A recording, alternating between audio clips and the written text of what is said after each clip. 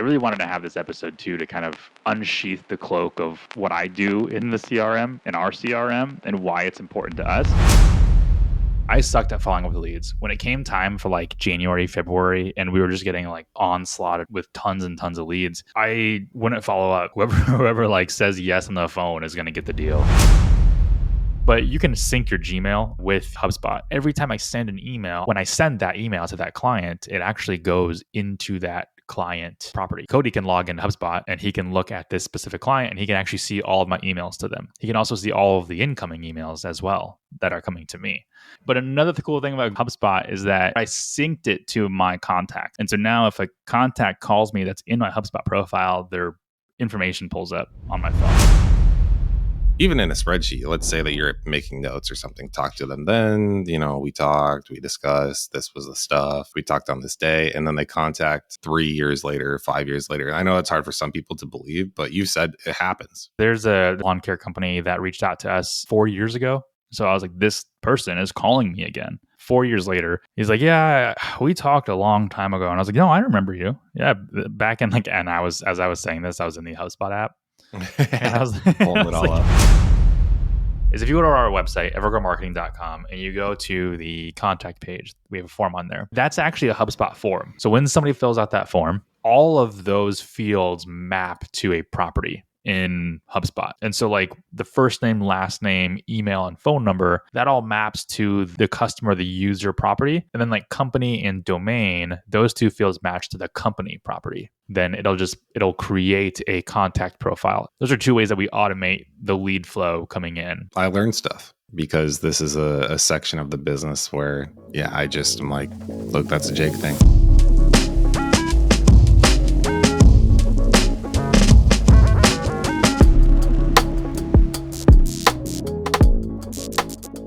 This isn't the cold open, but I'm wearing my hat backwards. Dude, that's so cool. I started doing it because I saw you doing it, and I thought, yeah, okay, I'll do that. We backwards hat brothers today. There. Look, now we're cool. Now we're like the cool agency guys. Oh, hold on. I gotta turn my chair around and sit on it like this. Okay, no, that's super cool. I've seen that in movies. It doesn't work in this chair.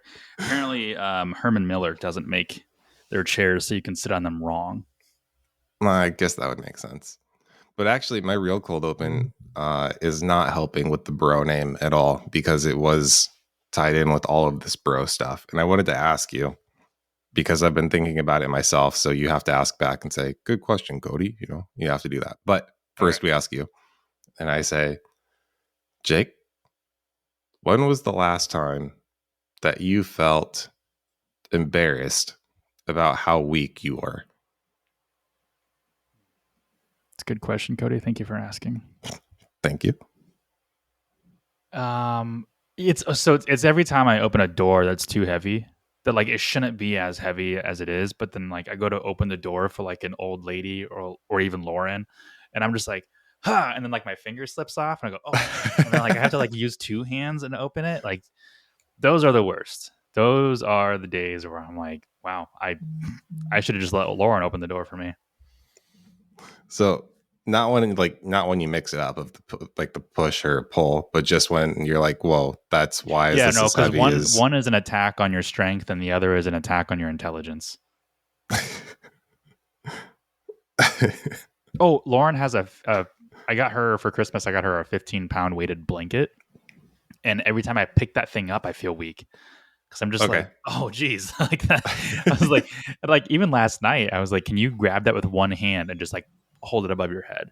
And she's like, yeah. And she did it. And then I did it and my arm popped. And I was like, oh my God. Those are deceivingly heavy though. I get that. Okay. Ask me. Yeah. Okay. Cody, when was the last time that you felt weak? Is that the question? Yeah, like embarrassed about how weak. Yeah, embarrassed about how weak you really are. Yeah. Thank you, Jake. Good question. I'm glad you asked. This morning when I woke up after being exhausted. 20 minutes ago. Yeah, literally 20 minutes ago. I can't remember how much. I don't want to overshare. I can't remember how much I've shared about, I said we bought a house and we're working on it. But so Um, Jenny's been having some allergy stuff, and we don't know. We're guessing part of it is related to the basement and how gross it is, and how thoroughly it needs cleaned out. And when I want to, I can have a problem about being overly particular about things. And even when I don't, because you already know, like sometimes when you're like, all right, Cody, research this. I'm like, okay, how well do I research this? Do you want me to come back and be able to tell you every possible thing that can happen here? So um, I was like, okay, look, I'm going to deep clean and I will vacuum every square inch of the basement, which is what I've been doing. But in order to do that too, we have a shop vac, right? Like um, one of the bigger ones. And in order to get some parts of the ceiling where there'll be a pipe or a piece of wood that's flat. So I'm like so detailed that I'm doing the flat part of that too. Even if there's like 4 inches between, there's just like dust sitting on top of it. I'm also doing that to get literally everything. And You should just switch the hose around and blow it all out, and then switch it again and vacuum it. but then that makes so much more of a problem. It's if I'd started that way, yeah, but now it's too Mm. late. I've gone too Oh far. yeah, you're in too No, deep. that's yeah, that's a good. I feel dumb. There we go. I feel dumb about not thinking about that. Anyway, um, but in order to do that, I need to lift the shop vac, which it's not that heavy, right? Oh I'm just no, I saying, know like where I this climb the is. ladder, I lift it up, and then I do the vacuuming. Mm-hmm. But when you do that for, you know, 2-3 hours or so, I'm so beat. It's embarrassing how tired I am just from doing something like that. Like yeah, I was exhausted, and that's why I woke up 20 minutes before we started. Um, Just so exhausted. You need to take. Did you drink a protein shake after all that shop lift or shop vac lifting? no, I don't have. This is so bro. This is great. I haven't had protein in a long time. I still have the shaker bottles Mm. in case I revert back to bro life. But I thought um, about like not drinking protein anymore and just like eating like cans of chicken because there's more protein and less calories in like a can of chicken. really, Yeah, and it's cheaper too. It's like $1, whereas like your protein powder is like $1.50 to $2 per scoop. I remember If you do the when I math. was deeper into the fitness stuff, though, I wanted to know what was legitimate because there's so much out there about supplement stuff, and that was the one thing though that was always guaranteed was look, a lot of the stuff is speculation, but protein, like whey or soy, it doesn't matter which one, um, Mhm. is proven Yeah, it's like to work. 1.2 grams per pound of body weight or something like that is what you should do. Like this morning I woke up early. I lifted for 45 minutes, did 7-minute ab workout, and then ran for 20 minutes. And then I came home and had some protein. Look at you. No, except I switched it up. I usually run first for 30 minutes and then I do the workout. But I was like, I'm gonna switch it around because I don't like trying to lift weights while I'm just drenched in sweat. And I We're just also heard, tired, right? Are you no, tired? no. Well, I was so when I run first and I lift after, I don't get tired when I lift. But when I lift first and run after, I'm way more tired. Oh, really? I'd be the Yeah, opposite. no, because it's like when you're lifting, you're not using any cardio, and when you lift first, your body is consuming more oxygen, and so when you go to actually do the cardio and you need like the oxygen, it's just not there. Okay. I don't know the science. Maybe I'm wrong. Maybe someone, but I just this is how I feel, man. I can't do this, These are my um, feelings. Your feelings are but valid. so I want to brief. I was thinking about this. This lives rent free in my mind. But when we were in Japan, you had uh you told me that you and Jenny had like walked miles when you first got there to the airport because you had to walk from like terminal 1 to terminal 2 to like catch a bus to something or whatever, and you had your bags and that those bikes that you bought, those foldable bikes, Yep. and you're like, this was the worst experience of my life. And Yeah, then I sweat through my pants, my and then jeans. Yeah. Laura and I took a bus from the hotel to the train station, and then a bus from the train station to the airport. And we drove past Terminal 2, and we're like, oh, there's that terminal. And then we got to Terminal 1 like 10 minutes later from a bus, and I was like, they walked this? I was like, what the hell? No way. So And we didn't walk terminal to terminal. I can't remember. Okay. So that's something, if anybody ever goes to Japan, they should probably know this. And I wouldn't say that normally, but there's the international terminal, and then there's the other terminals. And those are different worlds. Like if you're not mentally prepared for that, you need to be, because you'll go to the other one and you're like, whoa, this is a different Japan, right? This is not the Japan that's prepared for me. So the place we were staying, the hotel was at one of the other terminals. So we went there, and but where the bus dropped us off and where the hotel was, we're like more than halfway, and we had the bikes. So that was like the big issue, was carrying them from where it dropped us off to where the hotel was. And yeah, by the time we got there, like I was not a nice person. I legit sweat through my jeans. Lauren it was and I, gross. we mastered Japan Transit, like the whole I Tokyo. know you guys got the dude.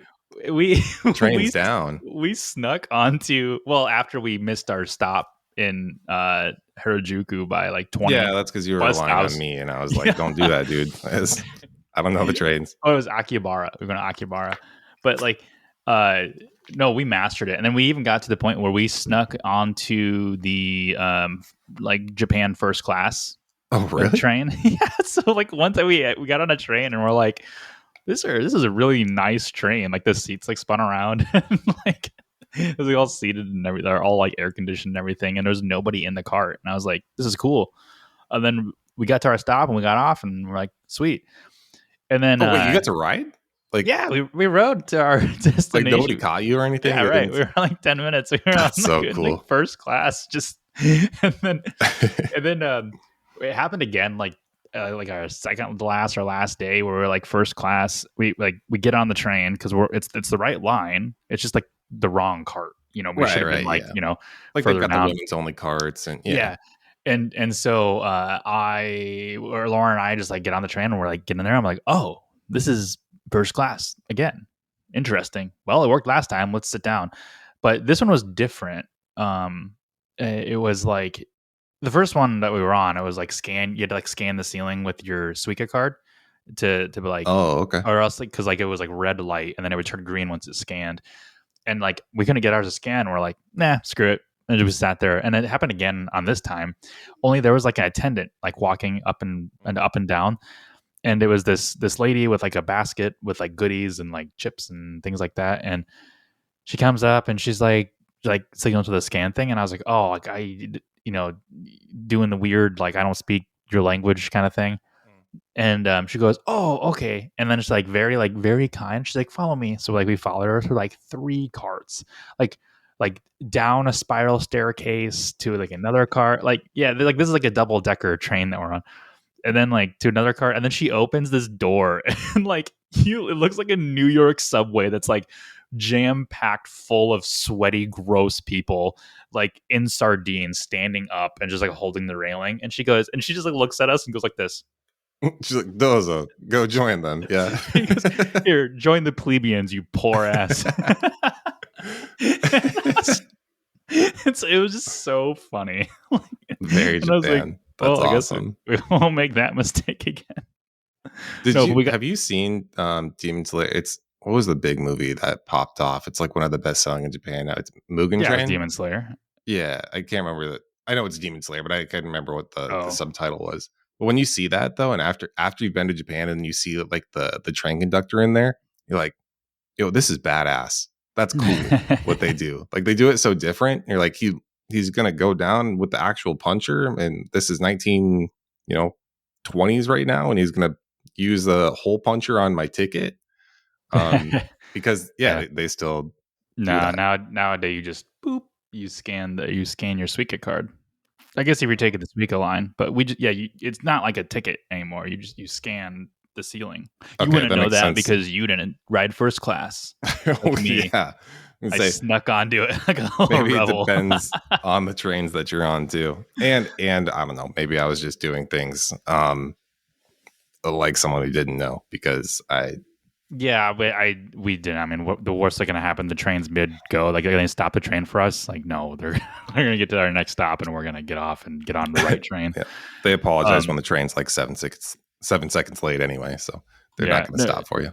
so this cold open went way longer than we intended, but I Yeah, wanted to oops. transition to like you having to walk to from Terminal 1 to Terminal 2 because you had a very inefficient means of transportation, Mhm. and um, that's a lot like using spreadsheets for a CRM.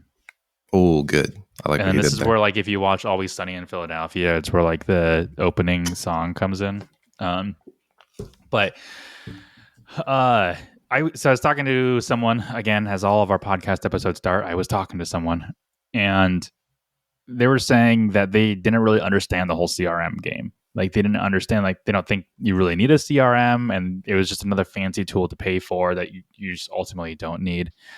And to an extent, I mean, agree. You don't technically need one, but you also need to know what a CRM is in order to say you don't need one. Because writing, so let's back up. CRM, it stands for Customer Relationship Management Software. Well, I added the software part, but customer relationship management doesn't have to be a software. It could be a post-it note on your desk. That is a CRM. It is a way to manage customer relationships. And so when Cody and I say CRM, we're referring to any tool out there. It could be free, it could be paid, it could be a spreadsheet, it could be a notepad. As long as you're trying to track the conversations that you've had with your leads and your clients and even vendors and team, that's considered a CRM. So he was saying that he uses a spreadsheet to keep track of the clients that he talks to and um, That just counts, right? the deal. Yeah, That's absolutely. I was like, well, I even told him, I was like, I got news for you. That's a CRM. mhm. And It's not pretty, but yeah. yeah, and he was trying to say like, well, I don't understand like the purpose of like HubSpot or the purpose of High Level, which is a CRM. It's a CRM with a marketing automation platform built in. So it's HubSpot. You just got to pay for it. And I was making the case for HubSpot. And I was like, well, this is why I would rather use a software because you can use a spreadsheet, but why not use something that's already kind of built out? And the more you use a CRM, the more you realize there are two main things called objects and properties. I guess three if you want to consider associations one, too. And an object or a property is basically like is like contact details. So a user. And so if you're using a spreadsheet, this might be like a an email and a name. Like that is just one row.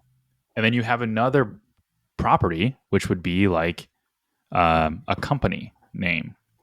And now you can put company name in like a column of that person, of that user, but it gets even more complicated when you start talking with multiple people from a company. Now you've got two contacts and you've got two companies. Now, what if somebody moves companies and you got to update that? And then with those companies, I'm overcomplicating it right now on purpose. With those companies, you can have different deals. So, are they a prospect or a lead, or is there an active deal in place, or are they a client, or are they a subscriber to your newsletter? Um, and then you got to track that flow of what they are, and then also if they're in a deal and they go with somebody else, you lose that deal. But what if they come back to you 2 years later? Are you reopening that old deal and ignoring whatever happened in the past? Or are you adding a new line or a new column to say this is like the second deal that you're working with them? Same thing goes with like notes. If you're using a spreadsheet, now you've got to reference notes. Okay, well, a column for notes, easy. Okay, well, do you have a column for every time you've called that person? The last time you called them, what were the notes in the last time you called them? And like sometimes I'll even leave notes in HubSpot of like has two kids, wife, like as morbid as it sounds, wife died of cancer or something like that, and like That's important. 94. Yeah, I mean, some of this is important because at the end of the day, you talked if especially if you're doing like outbound prospecting, even if you're doing lead bound or inbound, and you've got a lot of leads coming in, it's really good for you to know every single thing there is about all of your potential customers, and it's easy to lose track of all of that because it's easy to just kind of see things as numbers. You look in your Stripe account and you just see the money coming in, but then you also realize that there's actually people behind that paying you. And I really wanted to have this episode too to kind of unsheath the cloak of what I do in the CRM, in our CRM, and why it's important to us. And it's even been a point of contention for myself and Cody as we shifted from HubSpot's free CRM to the actual paid version, and it like ate up a huge chunk of our operating expenses to the point where it was like past our 10% threshold. We were like spending 12, 13%. And Cody was just like, this is your rule. Like, you have the 10% rule, blah, blah, blah, blah. You're So breaking your own rules. You told me this is I what we're supposed to was, do. but Yeah. In my defense, it was mostly for our future. And it wasn't for like I didn't need it to do the things that it was doing then. Um, I knew I needed it because we were starting to get a lot of leads, and I was starting to do a lot more sales. And we were doing a lot more with project management software and our documentation and our processes. And I was like, well, it's kind of multifaceted. One is I don't want to keep having to update our processes. And then two, because of all the people that we're talking to now, all the leads that are coming in now, I'm going to be thankful for looking at this, looking at the notes and the products that I quoted previously. So before I just keep blabbering on, Cody, do you have questions? Do you have anything you wanted to say before I just go forever? Well, I did want to say that. I literally, it was right there, and now it's gone. Oh no! It completely left me. Okay. Well, I had a second thing, and that was just that. For this, I'm going to act like I'm 5 and ask questions as if I'm stupid, because it's not hard to act that way about CRMs, because this is the part of the business that I largely just rely on Jake and trust Jake. In my brain, if people ask me questions, I'm like, yeah, no, that's Jake. Jake's got it. It's the same way of when we get an inquiry, in the strange cases where I'm somehow the one that people are asking, and I say, you should talk to Jake. Don't talk to me. I'm not the guy you want to talk to here in this instance. That's just not the way that we do things. So, yeah, I'm going to act dumb because I am here with this. And that's pretty much it. So there's wait, it came back. It came back. Sweet. Mm-hmm. So about the allocations of your profit and what you're putting to different things to pay for different stuff on the categories. I think the most important thing about doing that isn't so much the percentages themselves, although that is important too. Set that in reasonable places, and that it helps you run your business smoothly. But when you're going to go over a particular allocation, and what I mean by this, these are words that might be confusing people. Just to recap. So say you have operating expenses and you want to keep operating expenses under 20% of your gross profit, right? That's your allocation. That's what I'm talking about. And let's say that you're looking at something that's going to push you up to 25. It's not that, it doesn't necessarily mean no, don't do that. You can't do that. It could mean that, but it could also mean, hey, you need to have a conscious thought and discussion about this at this point now, and think, okay, we're breaking the rules. That's okay. It's okay to break the rules sometimes, but now it's at least caught, to our attention, and we have to talk through it, as opposed to just, oh yeah, no, it's fine. The money is technically there, and then we'll do it. And if it falls through, because when you don't call attention to it, that's how things get out of hand and out of control. And then you no longer have a profit because you haven't been paying attention to where your money's going. So there's I'm gonna get technical here, technical with how our business is run, because we used HubSpot for free, the free HubSpot version for like 3 years. And that was totally fine. And there were two primary features that I wanted to pay for, that I wanted in the CRM. One was I sucked at following up with leads. When it came time for like January, February, and we were just getting like just onslaughted with tons and tons of leads, um, I wouldn't follow up, and it would just be like whoever like says yes on the phone is going to get the deal. And I ultimately wanted to follow up to book people out, because if we're only taking on 4 to 6 people at a time, I want to make sure that we have people booked out. And back in April, we were booked out until like September, and then we just stopped from there taking on clients. So I wanted a way that to basically automate the pipeline, to send me notifications like, hey, follow up with this person. If this contract gets signed, send an email to Cody that says invoice this person. Those are some of the automations that I wanted. But also at the time, our invoicing or our contract software, we used a software called, what did we use? Now I can't remember it. Concord. Concordnow.com. And it was a free contract software. I used it before Cody even joined. And it was great. I mean, it had templates. Yeah, that no was all that complaints. really mattered. Yeah, I mean, I could stylize the text, highlight things, change things, and it was actually they decided to change the pricing model, as they should have. They started to charge people for it. I can't remember what the pricing was. It was like $10 a month, $20 a month, and I was like, well, if they're gonna start charging, like, then this is the perfect opportunity for us to actually look at something that's not just there because it's free.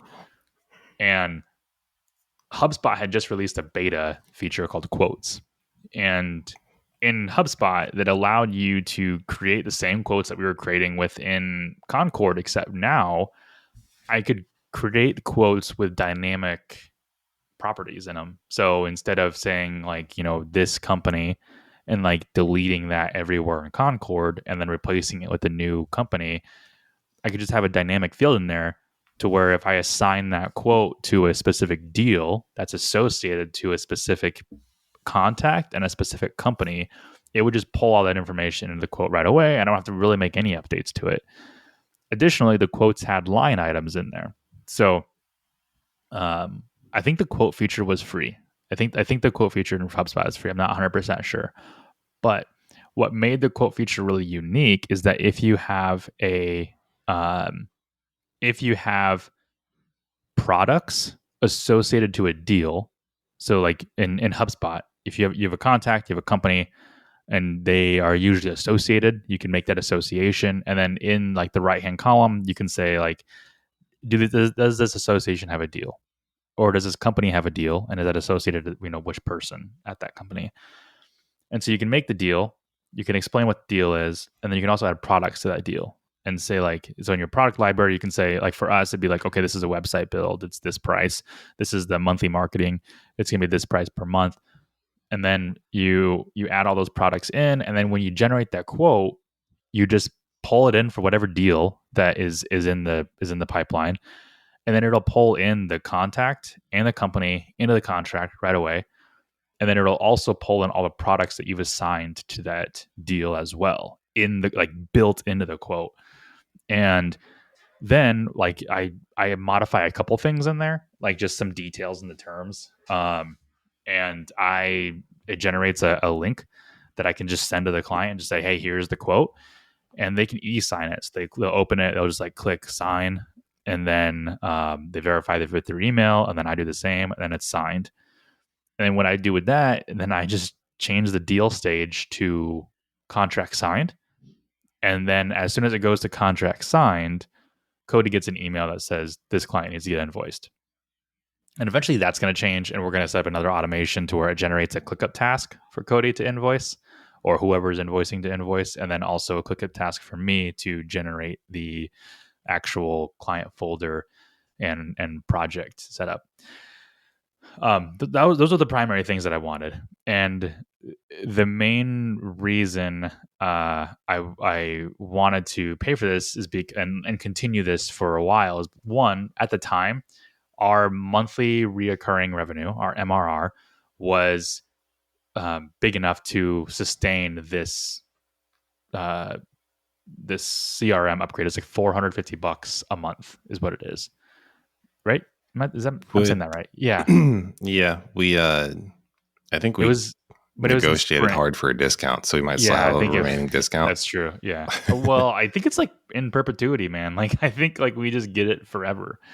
So I don't know. I'm breaking any kind of NDA by saying that, but I think it was like 650 or something like that per month or something like that. But we got a discount, and it's been going on for God knows how long. Well, I remember And listening to the calls and stuff, and they came back with a price, and I was just like, "There's no world in which we do this right now." yeah, It cannot.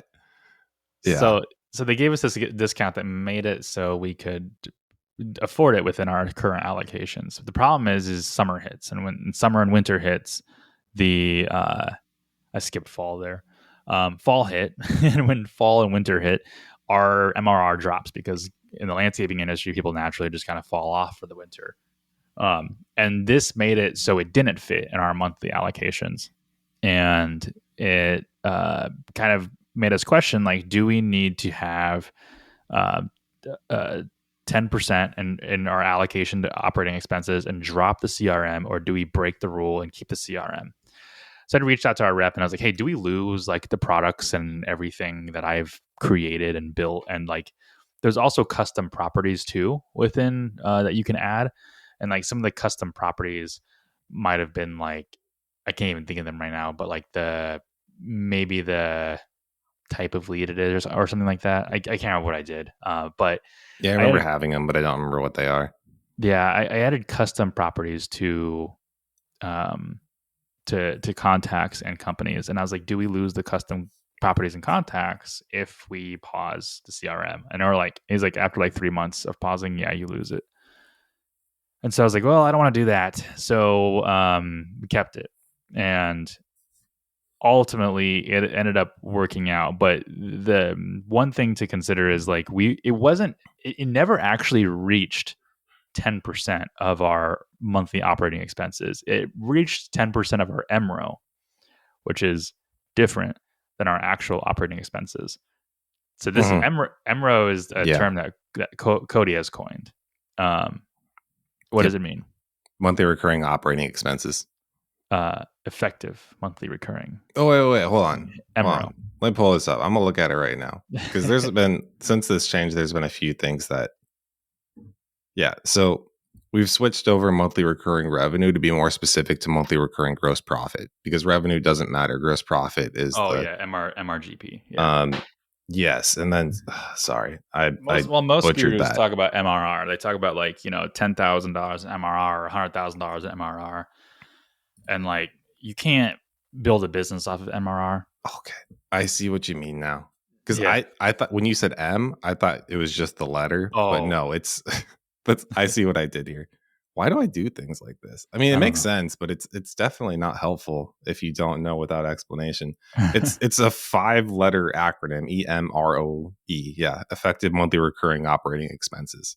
So based on because some software is not every software or tool that you're paying for um, is renewed monthly, right? Some of them are quarterly, some of them are annually, and everybody wants annual because they'll give you a discount, but it's more reliable money, you know. Yeah, eh, that's where the effective comes in. If it wasn't effective and everything was just monthly, it'd just be like the letter M and row, monthly reoccurring operating expenses. But this right. is So effective. effective takes whatever your bill cycle is, and then HubSpot's quarterly. We got a nice hefty bill of like yeah, 1,350 every quarter. 450 times what 1350. Yeah. So, but we have in our MRO, we have that as 450 a month. So, I wouldn't be surprised if they took that away too. From in general, like I hate negotiating, but we did this a long time ago at this point too. So if I don't know if it's they like were 2 years ago. If they're like upset about it, like okay, no. I just mean if they got new people now at this point because things change internally. So if they had new people that they were selling to and they just took any sort of that sort of stuff off the table because they're a lot bigger now and they've got a lot more clout. I just wouldn't be surprised if they dropped the I axe and said, mean, we don't do this anymore. they were massive when we joined. Are they Yeah. like a public company?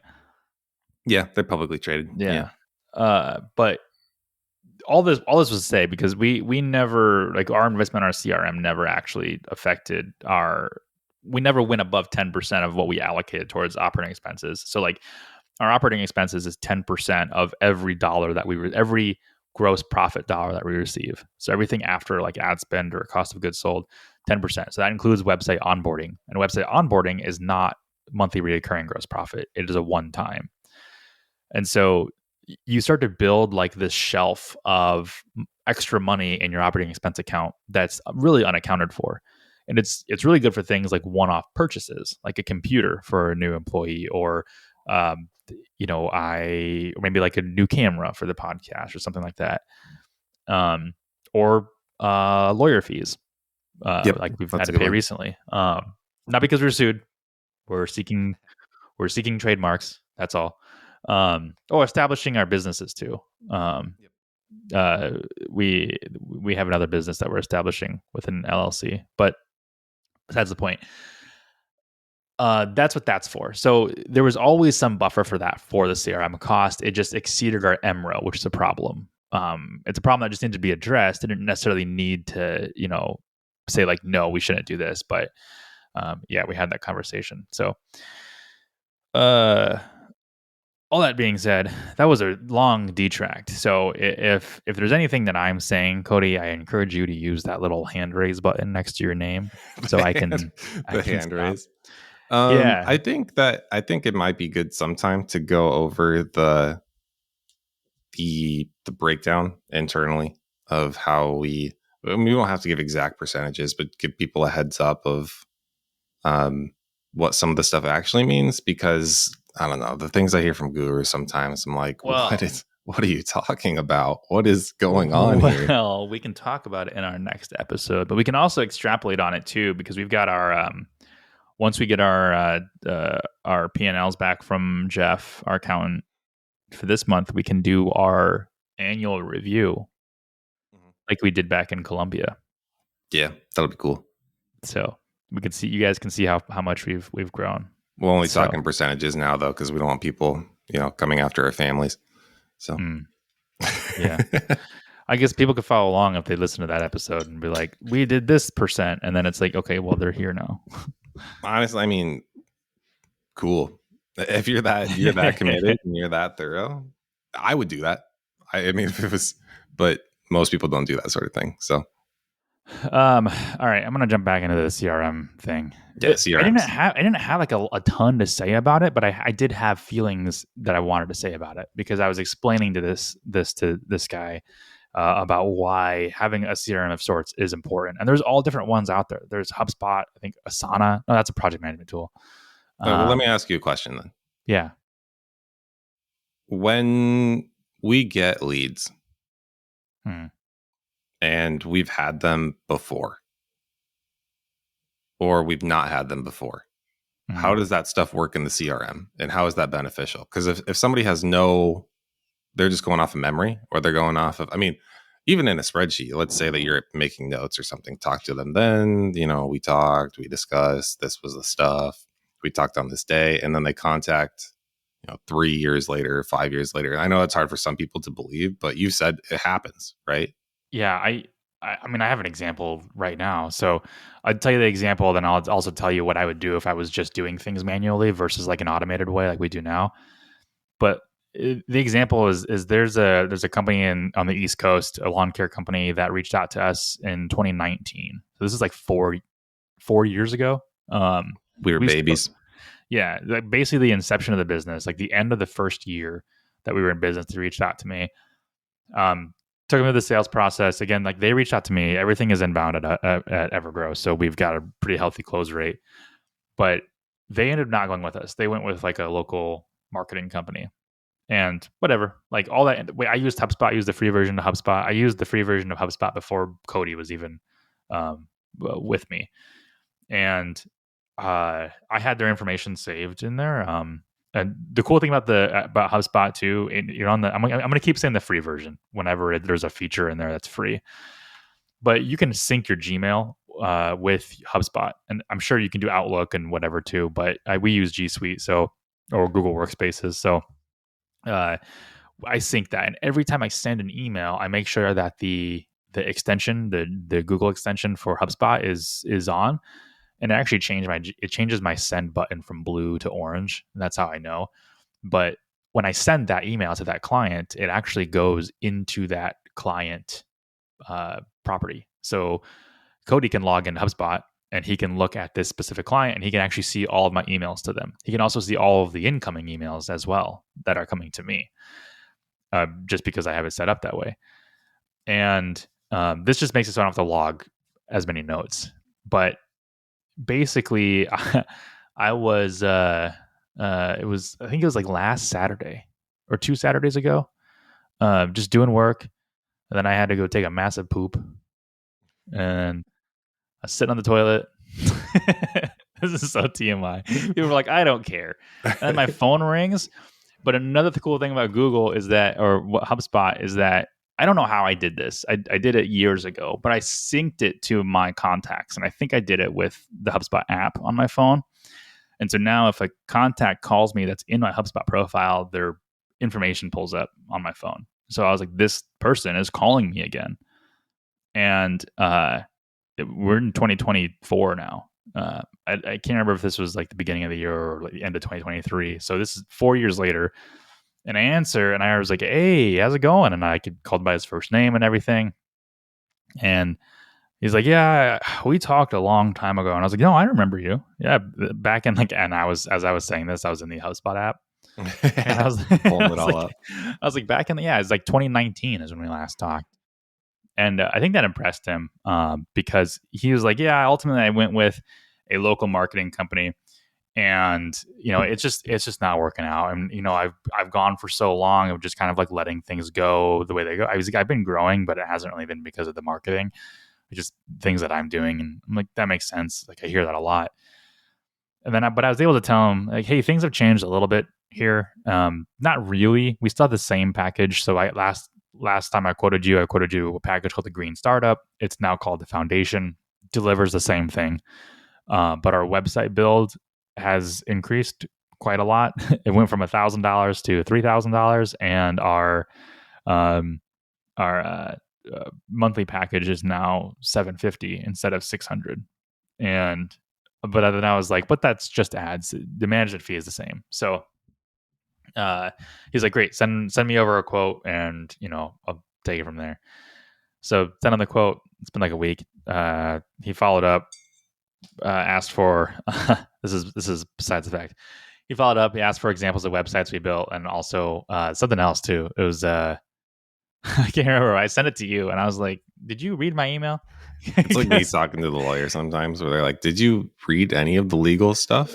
I'm like, oh, come on, you expect me to actually understand some of the things that are happening here? What was it? Oh, he asked me to see examples of websites we've done, and he had also asked me to if all of his pages were going to get carried over. And I was like, well, if you read the agreement, you would know that most of them will, but some of them won't, for SEO purposes. That's a different topic. But anyways, one great reason to have a CRM that just dates back to that, and it isn't a spreadsheet you got to go find. I just go to my HubSpot account, log in, and then boom. But that's handy. That's cool. It was very handy. So to the point of what I would do if I got a lead from whatever, and then I use like a manual method of entering it, whether it's a spreadsheet or you're manually entering into your CRM of your choice, versus what we do now, which is basically all automated. If I was doing it manually, which is what I did previously, I would get a phone call, a Facebook message, or a email, or just like a form submission on the website. And that all comes in my email. Forms and emails do, and then phone calls are right there. So usually when I get a phone call, the first thing I do is I open up my CRM. So if it's a spreadsheet, you open up your spreadsheet. If it's HubSpot, you open up HubSpot. If your CRM is, if you're 80 years old and your CRM is a pad and pen, or if you're Cody, then you open up your notebook. So you open that up, you jot their name down, their company they're with, and then any notes. So the first thing I prioritize is notes, and I might even do that before I even get their name. I just start writing their notes, and then at the end of the call, I'd be like, "Hey, what's your first and last name again?" Like if they didn't say that, and just so I can have that in there, and then always make sure to get the phone number and email as well. Those are like the four main things. Well, I guess company name too if you're doing B2B lead generation, which is probably what 99% of people listening to this podcast are doing. But that is those are basically the notes that you have to write down. And then if they call you again, log that call and write the notes from there. So as soon as I would get a lead, I would open HubSpot up. I would write everything. I would create the contact profile, and it might just start the contact profile might just be a first name, just to start it off with, just to open it up so I can write notes. But before the end of the call, I would make sure that contact profile is filled out. It would have first, last name, email, phone number, company name, and that's it. And then and then after the phone call ended, then I would fill out the remaining details. I might save my note. I might click up, make a follow-up task, create a deal. I might, I don't know, fill out any other details that I learned. You were meticulous with all of this, though. I think that's important for people to know. When I came on board and I was just looking through a lot of this stuff, the amount of detail that you had on everything, I mean, clients, pitches, competitor analysis, research, that sort of stuff. I'm grateful, right? I mean, you realize I appreciated the opposite, right? Because I joke about this all the time where, something happens and I know nothing about it and I want to know nothing about it because I'm like, well, that's not my business, right? You go stick your nose somewhere. That's how you get shot. That's not completely related to here, but sort of, right? I mean, there's some things that there are times when going deep and really being thorough really pays off. And for me, I've never done that with clients, like client communication and that sort of stuff. But Jake really does. And I do reference it, and it's really valuable. It's like you said, I mean, the morbid wife died of cancer example. I'm the idiot. If I didn't know this sort of context, who would just call and be like, "Hey, how's the wife and kids?" And they'd be like, "Well, my wife's dead, so thanks." This reminds me of the Office episode where like Michael Scott leaves Dunder Mifflin and he starts his own Michael Scott paper company. Yeah. But then Dwight breaks into his office and he steals his Rolodex, basically his CRM. It's just note cards. It's like a thing. And that was like the CRM they did before they had CRMs, the sales guys. And he was like, "How is your he calls this guy, he's like, "Jim, how is your wife who is black?" And he just reads the note card off. Just reads it directly. And he goes, "And your son, is he still in school?" And then it totally turned the guy off. And then it cuts to Michael and he's like, "I color code my note cards. So in this example where I color coded it red, it means shut up, don't talk about that." And then he goes, "And then when it's highlighted in green, that is go ahead and stop talking about it." It's just so funny because it's like, this is exactly what it's like reading notes from really bad sales reps who leave notes in CRMs. And we talk to Wayne all the time where he's where we follow up with leads with him and he goes into the CRM and he's like, "Well, let's see if Mike talked to him." And he goes, "There's never any freaking notes in here." It says he says he talked to him on Tuesday, but didn't say about what or when. And but yeah, I'm when I get busy, I'm less meticulous on my notes. But what I really wanted to do lately is I've noticed that our team has kind of disassociated the client, like the person behind the company name. And so we've been seeing sites going up, or I've been seeing sites going up that just like the personal touch is just gone. It's just like a shell of a site that like had AI content pumped out, and I don't like that. And it's not specific to that specific customer. So uh, I want to do this thing now where I go when we sign a new client, I go back into HubSpot, I read the notes, and then I like give the team a story. Like, hey, this new client is joining us. This is where they're coming from. They've worked with like XYZ marketing agencies. They haven't had a really good experience. This is the problem that they've had. Um, and like these are some of their hobbies. And like these are Mhm. like things that I talk about on the phone like all the time. Like um Anointed. Like I know that our client, I refer to him as Anointed because that's in his business name, but he like I know that he lives on a large property and he has dogs, and he doesn't really care for electric cars, but he just understands them. Like Yeah. he understands the economics behind them, and just things that we talk about. But yeah, like Cody was saying, I used to be extremely meticulous, and I still am to an extent because I know it's going to be helpful later on. But um, It is. I mean, it's helpful for people on the team to be able to reference. I think this is always this is a constant battle. I think when I think of two big battles internally within agencies, one is always reporting, always, always and forever. But then the second one is client communication relationships between the if you have an account manager who acts as a buffer and a shield, or if you have a strategist. And I think I don't know. I don't know what the best world is, the best solution is, because I'll just elaborate on the battle. You have an account manager who doesn't know strategy, usually, right? We're talking about bigger agencies. This is how it'll go. You'll have an account manager who is the buffer between the client and the strategist who actually does the implementation and the work, and they're pleasant to talk to, right? They have the mhm, social skills. They're not too weird. They're suave like Jake. I'm not that. And I honestly like I can be when I have to be, but it really like it's like playing a game on your phone, man. Like my battery goes from like 100 to 0 real quick.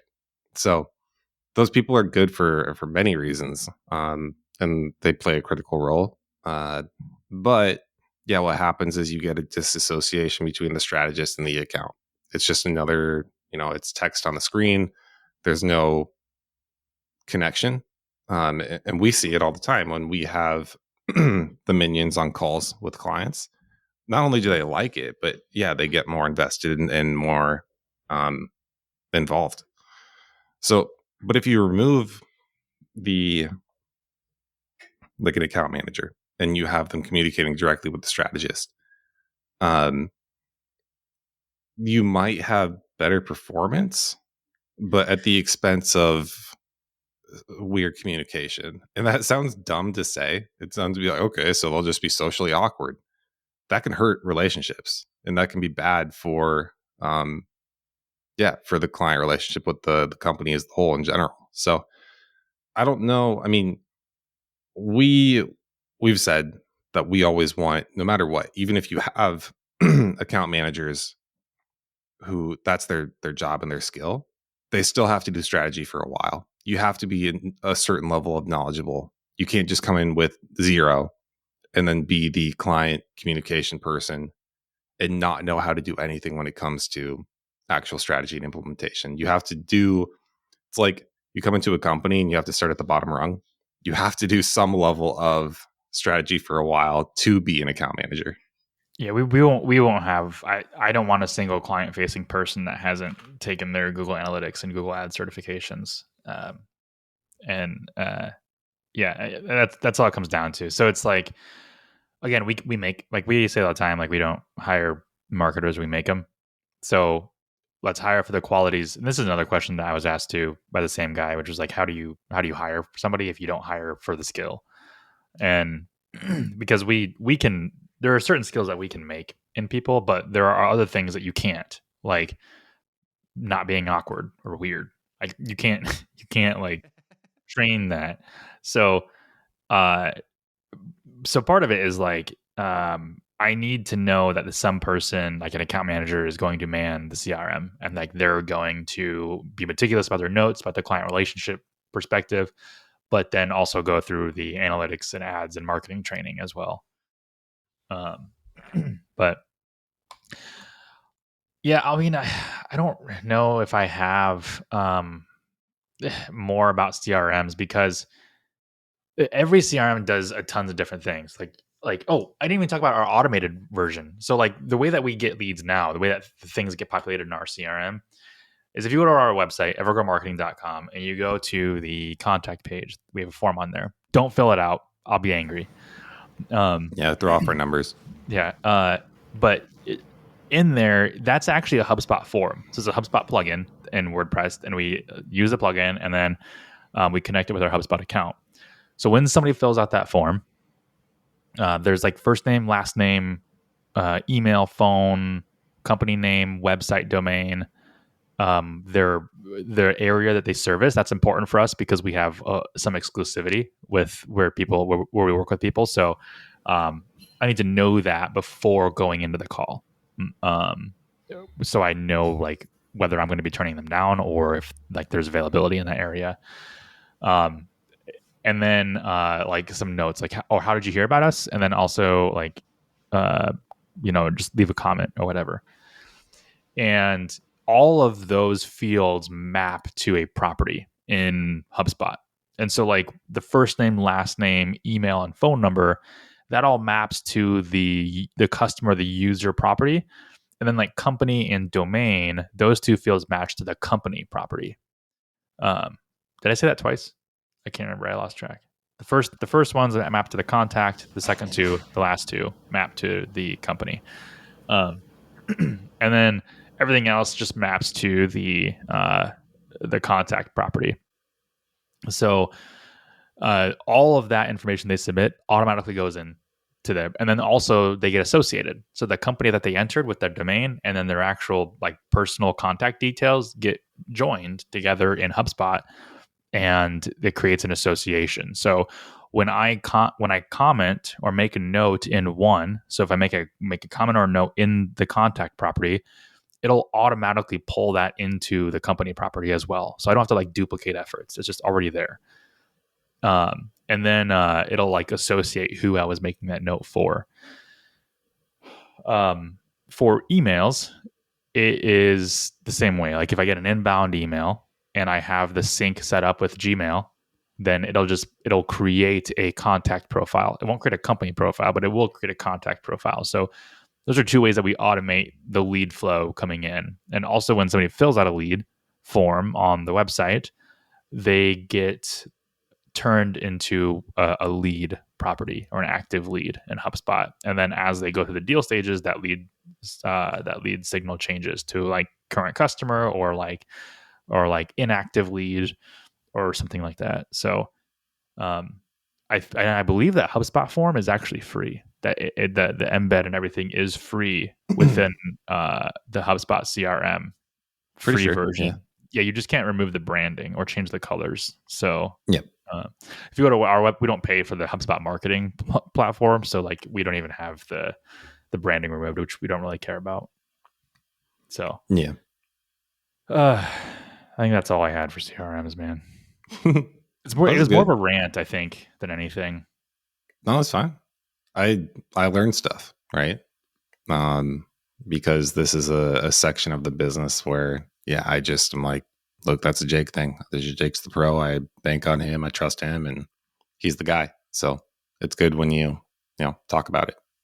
I would talk about our automations more, about from lead to project, and like what in there is automated and what's not. But I think we have a little bit more defining on our end to do before we brag about it. Sure. Yeah, that makes sense. So, all right, everybody. Well, thanks for listening. Hope you find value out of this, and we'll see you next time. See ya.